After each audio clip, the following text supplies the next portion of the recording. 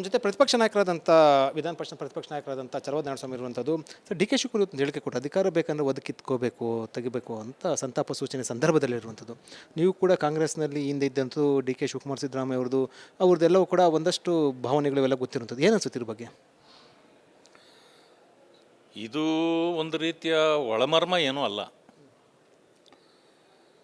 So ಅವರು ಜೀವನದಲ್ಲಿ ಹಾಗೆ ಎಲ್ಲ ಕಿತ್ಕೊಂಡೇ ಬಂದಿದ್ದಾರೆ. ಅವರು ಅಧಿಕಾರಕ್ಕೆ ಬರಬೇಕಂತಂದರೆ ರಾಜಕಾರಣಿಗಳು ಯಾರೂ ಸನ್ಯಾಸಿಗಳಲ್ಲ ಅಂತಕ್ಕಂಥ ಮಾತನ್ನು ಎಲ್ಲರೂ ಹೇಳ್ತಾರೆ. ಹಾಗೆ ಅವ್ರು ಹೇಳಿರೋದು ಕೂಡ ಸರಿಯೇ ಇದೆ. ನಂಜಯ್ಯನ ಮಠ ಅಂತೇಳಿ ಒಬ್ಬ ಶಾಸಕರಿದ್ದರು, ಇದ್ದಾರೆ, ಈಗಲೂ ಇದ್ದಾರೆ. ಅವರು ಶಾಸಕರಲ್ಲ. ಅವರೊಂದು ಮಾತು ಹೇಳಿದರು, ಕಾಂಗ್ರೆಸ್ಸು ಒದ್ರೂ ಅಂತದೆ ಅಂತ. ಕಾಂಗ್ರೆಸ್ಸನ್ನು ಸುಮ್ಮನೆ ಇದ್ದರೆ ಏನು ಕೆಲಸಕ್ಕೆ ಬರಲ್ಲ, ಎಲ್ಲ ನನ್ನ ರೀತಿಯಾಗಿ ಹೋಗ್ತಾರೆ. ಅದಕ್ಕೆ ಅವ್ರು ಹೇಳ್ತಿದ್ರು, ಕಾಂಗ್ರೆಸ್ ಮಾತ್ರ ಒದ್ರೂ ಅಂತದೆ, ಇಲ್ಲ ಅಂತಂದರೆ ಅದು ಮಾತಾಡಲ್ಲ ಅಂತ. ಈ ತತ್ವ ಮಾನ್ಯ ಡಿ ಕೆ ಶಿವಕುಮಾರ್ ಅವರಿಗೆ ಚೆನ್ನಾಗಿ ಗೊತ್ತಿದೆ. ಗೊತ್ತಿರೋದ್ರಿಂದ ಈಗ ಅವ್ರು ಹೇಳಿದ್ದಾರೆ ಅಧಿಕಾರನ ಒದ್ದು ಕಿತ್ಕೊಳ್ಬೇಕು ಅಂತ.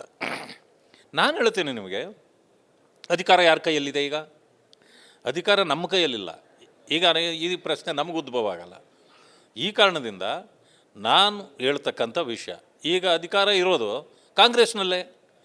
ಕಾಂಗ್ರೆಸ್ಸಲ್ಲಿ ಅಧಿಕಾರ ಸಿದ್ದರಾಮಯ್ಯನವ್ರ ಕಡೆ ಇದೆ. ಆದ್ದರಿಂದ ನನಗನ್ಸೋದು ಅಲ್ಲಿ ಒದ್ದು ಕಿತ್ಕೊಳ್ಬೇಕೇ ಹೊರತು ಇನ್ನೆಲ್ಲಿಯೂ ಅಲ್ಲ. ಅದರ ಉದ್ದೇಶ ಒದ್ದು ಅಧಿಕಾರವನ್ನು ಕಿತ್ಕೊಳ್ಬೇಕು ಅಂತ.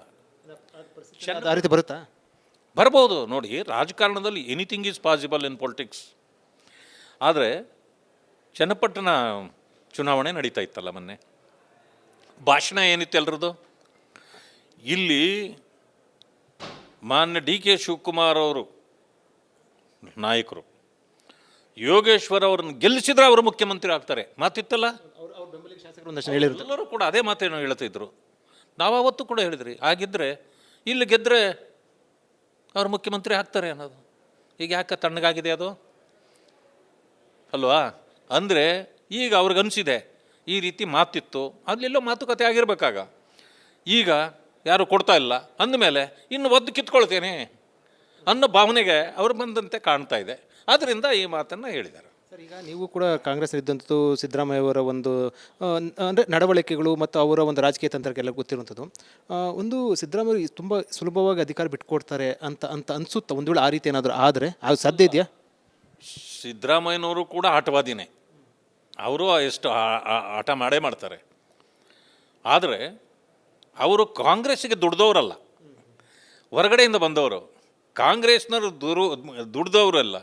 ಡಾಕ್ಟರ್ ಪರಮೇಶ್ವರ್ ಅವರು, ಎಚ್ ಕೆ ಪಾಟೀಲ್ರು, ಈ ಕಡೆ ಮಾನ್ಯ ಡಿ ಕೆ ಶಿವಕುಮಾರ್ ಅವರು, ಹೀಗೆ ಅನೇಕರು ಎಲ್ಲ ಮೂಲೆಗುಂಪಾಗಿ ಹೋಗಿದ್ದಾರೆ. ಖರ್ಗೆ ಅವರು ಕೂಡ ಪ್ರಯತ್ನ ಮಾಡಿದರು, ಎಲ್ಲ ಆಗಲಿಲ್ಲ. ಇವರು ಬಂದು ಯಾವ ದುಡಿಮೆನೇ ಇಲ್ಲದೆ ಫಸಲು ಕೊಯ್ದವರು ಯಾರಾದರೂ ಇದ್ದರೆ ರಾಜಕಾರಣದಲ್ಲಿ ಅದು ಸಿದ್ದರಾಮಯ್ಯನವರು. ನೋಡಿ, ಕಾರಣ ಏನೇನೋ ಇರ್ತದೆ, ಇರಲಿ. ಅವರು ಯಾಕಾದರೂ ಅಂತ ನಾನು ಕೇಳೋದಿಲ್ಲ. ಆದರೆ ಆದಮೇಲೆ ದಲಿತರಿಗೆ ಅವಕಾಶ ಕೊಡಬೇಕಾಗಿತ್ತು, ನನ್ನಿಂದ ಮಿಸ್ ಆಯಿತು. ಕೊನೆ ಪಕ್ಷ ಅವ್ರನ್ನ ಡೆಪ್ಯೂಟಿ ಸಿ ಎಮ್ ಒಂದು ಮಾಡಲಿಲ್ಲ. ಮಾನ್ಯ ಇವರು ಪರಮೇಶ್ವರು ಕಣ್ಣೀರು ಹಾಕಿ ಕೇಳ್ಕೊಂಡ್ರು, ಕೊಡಲಿಲ್ಲ. ಅದಾದಮೇಲೆ ಅವರು ಕುಮಾರಸ್ವಾಮಿ ಅವ್ರ ಕಾಲದಲ್ಲಿ ಆದರೂ ಅದು ಬೇರೆ ವಿಷಯ. ಆದರೆ ಮುಖ್ಯಮಂತ್ರಿ ಆಗಬೇಕಾಗಿತ್ತು, ಎರಡನೇ ಅವಧಿಗೂ ನಾನೇ ಆಗಬೇಕು ಅಂತ ಮಾಡಿದರು. ಈಗಾಗಲೇ ತಿರುಗಿ ಶುರುವಾಗಿದೆ, 5 ವರ್ಷ ನಾನೇ ಇರ್ತೀನಿ, ಮುಂದೇನು 28ಕ್ಕೆ ನಾನೇ ಅಧಿಕಾರಕ್ಕೆ ಬರ್ತೀನಿ, ನಾನೇ ಮುಖ್ಯಮಂತ್ರಿ. ಅಂದರೆ ಏನು ಜಾಗೀರ? ಇದು ಗುತ್ತಿಗೆನಾ ಚೀಫ್ ಮಿನಿಸ್ಟರ್ಶಿಪ್ಪು?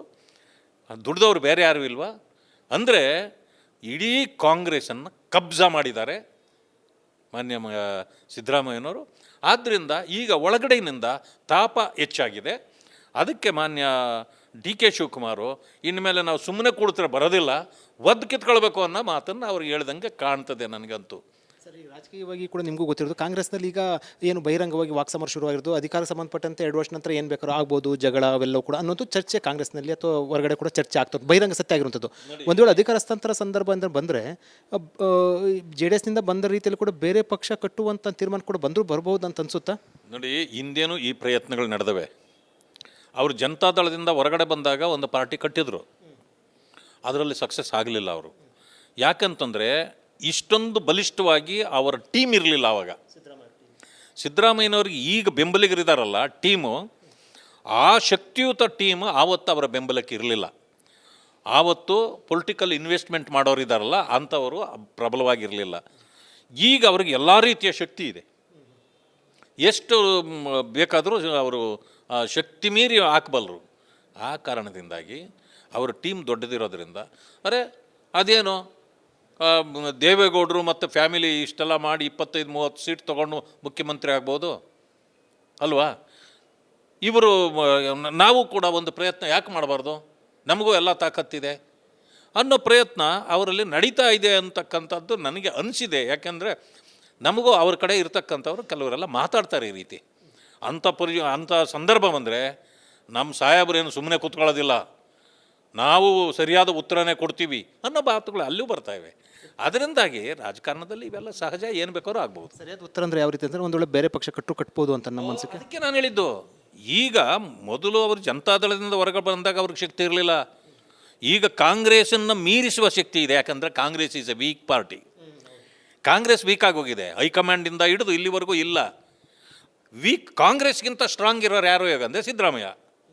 ಅದರಿಂದನೇ ಕಾಂಗ್ರೆಸ್ಸು ಸಿದ್ದರಾಮಯ್ಯನಿಗೆ ಎದುರ್ತದೆ ಹೊರತು ಸಿದ್ದರಾಮಯ್ಯ ಕಾಂಗ್ರೆಸ್ಗೆ ಎದುರೋದಿಲ್ಲ. ಇದರ ಅರ್ಥ ಅಂತಂದರೆ ಇವಾಗ ಜಟಾಪಟಿ ಆದಾಗ ಅವರು ತೀರ್ಮಾನ ತೆಗೆದುಕೊಳ್ಬೋದು ಅಂತ ಅನ್ಸುತ್ತೆ ನಿಮ್ಗೆ ಒಂದು ಮಾಹಿತಿ ಅಂದರೆ ಅವರು ಅಕ್ಕಪಕ್ಕದಲ್ಲಿ ಕೂಡ ಹೇಳ್ತಾರು ಅಂತ ಹೇಳ್ತಾರಂತ. ಅವರ ಹಿಂಬಾಲಕರು ಕೆಲವರು ಹೇಳೋ ಮಾತುಗಳನ್ನು ನಾವು ಹೇಳ್ತೀವಿ ಅಷ್ಟೇ. ಅವರು ತಗೊಳ್ಬೋದು, ತಗೊಳ್ಳದೇನೂ ಇರ್ಬೋದು. ಆದರೆ ಈಗ ನನಗೆ ಮೊದಲಿಗಿಂತ ಅವರು ಈಗ ಸ್ಟ್ರಾಂಗ್ ಇದ್ದಾರೆ, ಕಾಂಗ್ರೆಸ್ ವೀಕ್ ಇದೆ. ಅವರು ಕಾಂಗ್ರೆಸ್ ಬಂದಾಗ ಕಾಂಗ್ರೆಸ್ ಸ್ಟ್ರಾಂಗ್ ಇತ್ತು, ಇವರು ವೀಕ್ ಇದ್ದರು, ಅದಕ್ಕೆ ಕಾಂಗ್ರೆಸ್ಗೆ ಬಂದರು. ಹಿಂಬಾಲಕರು ಹೇಳೋ ಪ್ರಕಾರ ನಿಮ್ಗೆ ಏನು ಅನಿಸುತ್ತೆ ಅಂತ? ಅಲ್ಲ, ಒಂದು ನಾನು ಹಿಂಗೆ ಅಂತ ಹೇಳೋಕ್ಕಾಗಲ್ಲ. ಅವ್ರ ಹಿಂಬಾಲಕರ ಮಾತುಗಳಲ್ಲಿ ಕೇಳಿದಾಗ ಅವರು ಮುಂದೆ ಹಿಂಗೇನಾದರೂ ಅವ್ರಿಗೆ ಅನ್ಯಾಯ ಮಾಡಿದರೆ, ಅವ್ರನ್ನ ಅಧಿಕಾರದಿಂದ ಇಳಿಸೋದೇ ತೀರ್ಮಾನ ಆದರೆ, ಅವ್ರಿಗೆ ಬೇಸರ ಆದರೆ ಮಾತ್ರ ಒಂದು ಪಾರ್ಟಿ ಕಟ್ತಾರೆ ಅವರು ಅನ್ನೋ ಮಾತುಗಳನ್ನು ಹೇಳ್ತಾರೆ. ರಾಜಕೀಯದಲ್ಲಿ ಯಾವ ಬೇಕಾದ್ರೆ ಏನು ಬೇಕಾದ್ರೂ ಕೂಡ ಆಗ್ಬೋದು, ಏನು ಬೇಕಾದರೂ ಆಗ್ಬೋದು.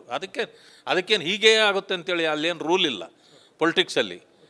ಅದು ಕಾನ್ಸ್ಟಿಟ್ಯೂಷನ್ ಬುಕ್ ಏನಿಲ್ಲ, ಅದಕ್ಕೆ ಏನು ಬೇಕಾದರೂ ನಡೀಬಹುದು. ಅವ್ರ ಹಿಂಬಾಲಕರ ಪಟ್ಟಿ ಕೂಡ ದೊಡ್ಡದಿರುವಂಥ ಹಿನ್ನೆಲೆಯಲ್ಲಿ ಹೇಳ್ತಾರೆ. ಹೌದು, ಅದು ಪಟ್ಟಿಯನ್ನು ಸಣ್ಣ ಪುಟ್ಟವರೆಲ್ಲ ಎಲ್ಲ ಸಾವಿರಾರು ಕೋಟಿಗಳು ಒಡೆಯರೇ ಅವರ ಹಿಂಬಾಲಕರಿದ್ದಾರೆ ಈಗ. ಅದರಿಂದಾಗಿ ಆ ಶಕ್ತಿ ಇರೋದ್ರಿಂದ ಅವರು ಅಂಥ ತೀರ್ಮಾನಕ್ಕೆ ಬಂದರೂ ಬರ್ಬೋದು. ಬಟ್ ಇದು ಹಿಂಗೆ ಮಾಡ್ತಾರೆ ಅಂತ ನಾವು ಹೇಳೋಕ್ಕಾಗೋದಿಲ್ಲ. ಈ ಡಿ ಕೆ ಶಿವಕುಮಾರ್ ಹೇಳ್ತಾರೆ ಹಿನ್ನೆಲೆಯಲ್ಲಿ ಅಧಿಕಾರ ಕಿತ್ಕೊಳ್ಬೇಕು, ಅವ್ರ ಬೆಂಬಲಿಗರು CM ಆಗಬೇಕು ಅಂತ ಹೇಳಿದ್ರೆ ಎಲ್ಲ ಒಂಥರ ಕಾಂಗ್ರೆಸ್ ಜಗಳ ಅಥವಾ ಆಂತರಿಕ ಸಂಘರ್ಷಕ್ಕೆ ಹೋಗ್ಬೋದು ಅಂತ ಅನಿಸುತ್ತೆ ಒಂದು ವೇಳೆ ಅಧಿಕಾರ ಹಸ್ತಾಂತರ ಸಂದರ್ಭ ಬಂದರೆ. ಅಲ್ಲ, ಆಂತರಿಕ ಸಂಘರ್ಷ ಆಗುತ್ತೆ ಅಂತ ನಾನು ಹೇಳೋದು ಬೇಡ. ಸಹಜವಾಗಿ ರಾಜಕಾರಣದಲ್ಲಿ ಇಂಥವೆಲ್ಲವೂ ಆಗ್ತವೆ. ಆದರೆ ಇಷ್ಟು ದಿವಸ ನಾನು ಅಧಿಕಾರ ಅನುಭವಿಸಿದ್ದೀನಿ, ಯಾಕೆ ಬಿಡು ಅವ್ರು ಯಾರಾದರೂ ಮಾಡ್ಕೊಂಡು ಹೋಗಲಿ ಅಂತೇನಾದರೂ ಬಿಟ್ಟರೆ ಸುಮ್ಮನೆ ಸರಿ ಹೋಗ್ಬೋದು. ಇಲ್ಲ ಅಂತಂದರೆ ನನ್ನನ್ನು ಈ ರೀತಿ ಇದು ಮಾಡ್ತಿದ್ದಾರೆ ಅಂತೇಳಿ ನನ್ನನ್ನು ಅದು ಮಾಡಿದರೆ ಎಂಥವರೆಗೂ ಸಿಟ್ಟು ಬರ್ತದೆ. ಆ ಸಮಯದಲ್ಲಿ ಏನು ತೀರ್ಮಾನ ಬೇಕಾದ್ರೂ ತೊಗೋಬೋದು.